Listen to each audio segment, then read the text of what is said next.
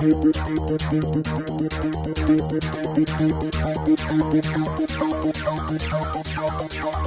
me exactly what am I supposed to do now that I have allowed you to beat me? Do you think that we could play another game? Maybe I could win this time. I kinda like the misery you put me through. Darling, you can't trust me completely. If you even try to look the other way, I think that I could kill this time. Rock, rock.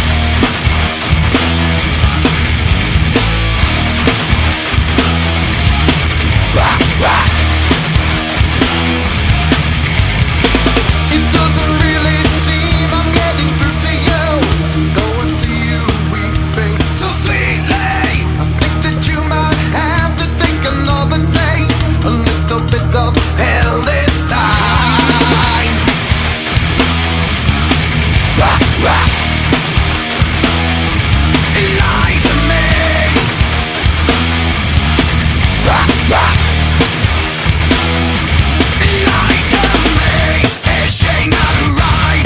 Is she insane? Will she now run for her life and live another endless day?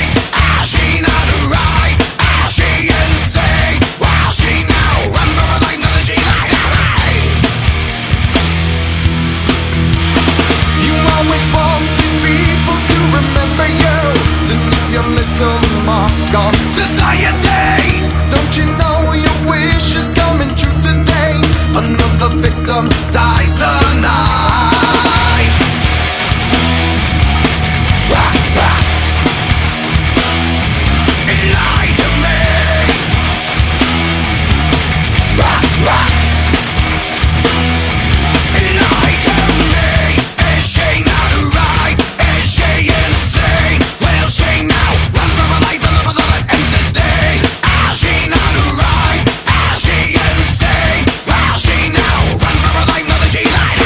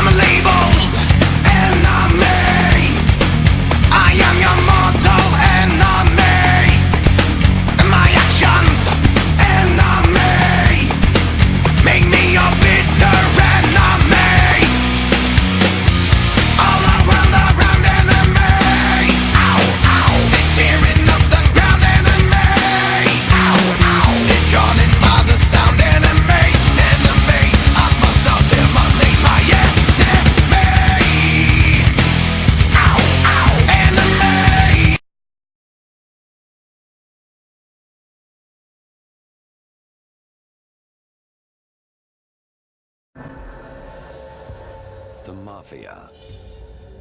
A secret order dedicated to Cosa Nostra, this thing of ours. You violate what you know about this life, and you're gonna burn in hell like the saint is burning in your hands. Until recently, no one knew for sure exactly what the rules of Cosa Nostra were. When you're a thug and a gangster, what rules do you have? Now, for the first time, former mobsters speak out about the codes that govern their criminal world. You followed the rules, and you know if you didn't, what the consequences were. And how Cosa Nostra fell victim to the American dream.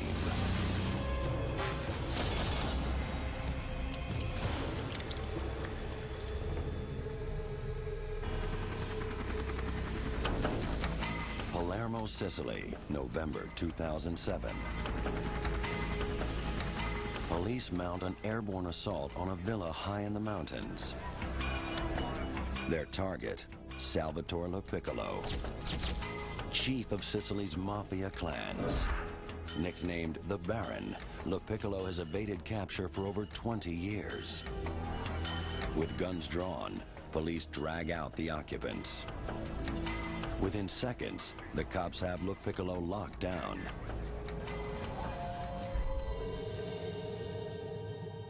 The police get a first glimpse of the mafia boss's hideout. Later, specialist search teams move in. Such is the mafia's fearsome reputation, cops wear ski masks to hide their identity. Strewn among coffee cups and cigars are piles of cryptic texts. Some contain coded references to business transactions. But one text stands out. It's a list typed in plain Italian. The heading reads, "I swear to be faithful to La Cosa Nostra. Should I betray, my flesh will burn." Police realize they have stumbled upon the mafia's rules of membership. The press will dub them the 10 Commandments of the Mafia.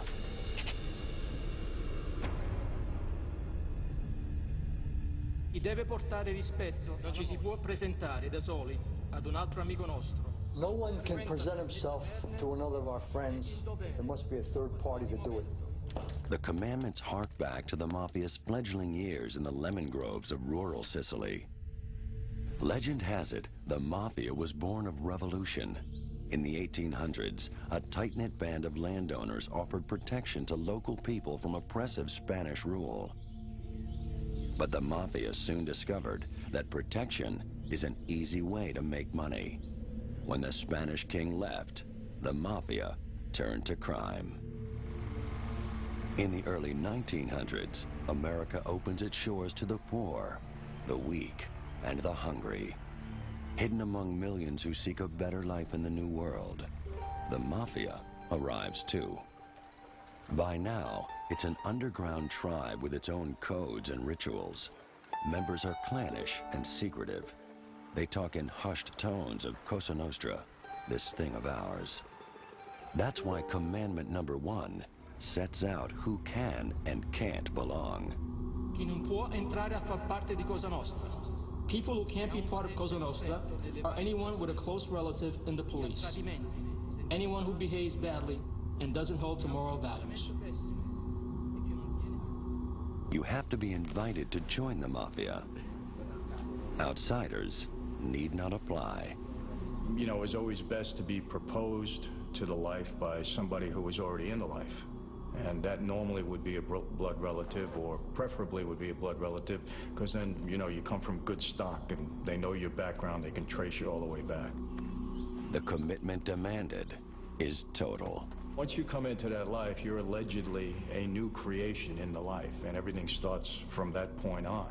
So, you know, when you take that oath, you're in it forever.